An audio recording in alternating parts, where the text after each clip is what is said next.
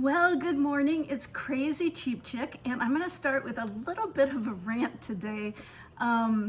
Yesterday I did my grocery shopping, and I had to go to 3 different grocery stores to find enough bargains and sales to make out my menu for the week.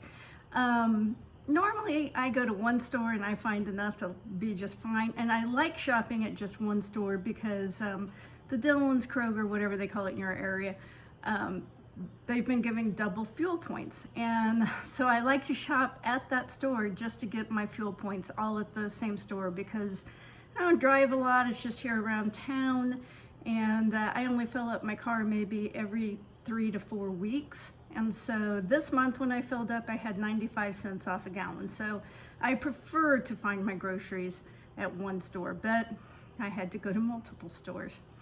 And so as I'm shopping, there's a particular kind of salsa that I really like. It's called el zarape.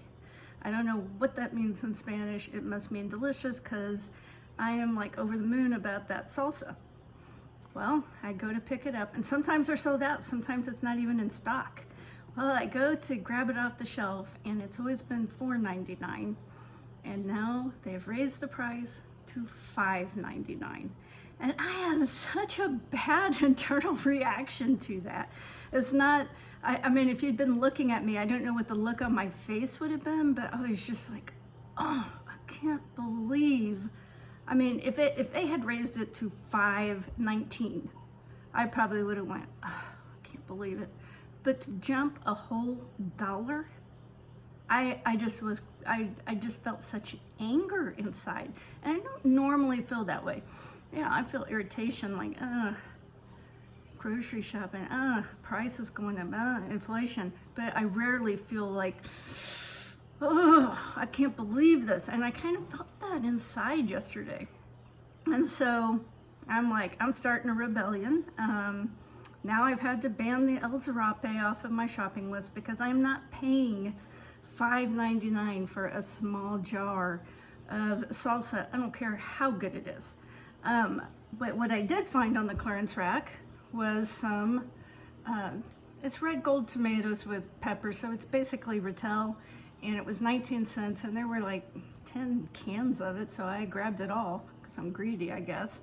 And I'm gonna make my own salsa, and I'm gonna show you how to make salsa, because it is super easy.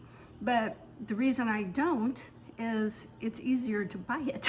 I mean, we all have time limitations or things maybe we'd rather be doing. You know, oftentimes people will say to me, you're so lucky because you like to cook. No, I don't. I hate to cook. I do not enjoy cooking. I know some people do. I know some people enjoy watching cooking shows and experimenting and entertaining. I'm always like, what is wrong with those people?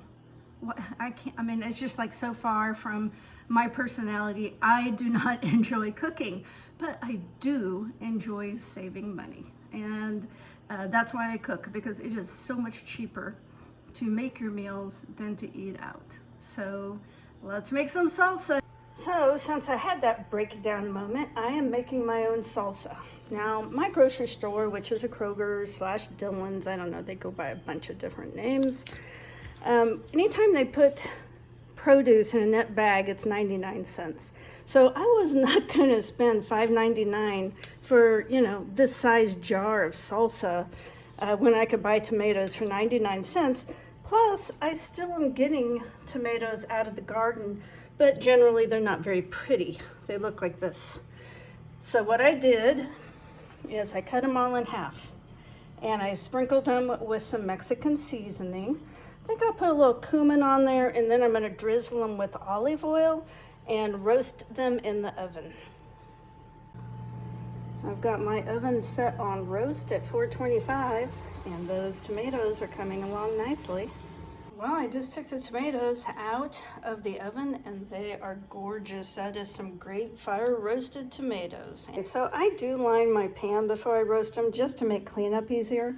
I've gone ahead and put them into the food processor, and now I'm going to add some of these Rotel type tomatoes.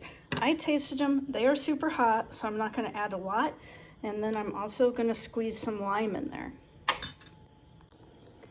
All right, let's give it a whirl.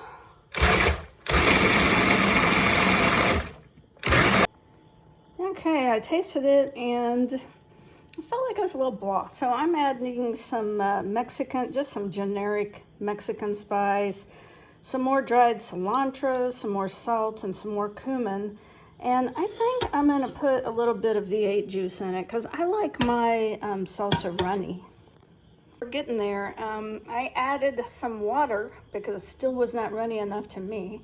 A little bit more salt, a little bit more cumin, and a little bit more cilantro. Now, it's better to start out with small amounts and then add in because everybody has their own unique taste in the way that they like things.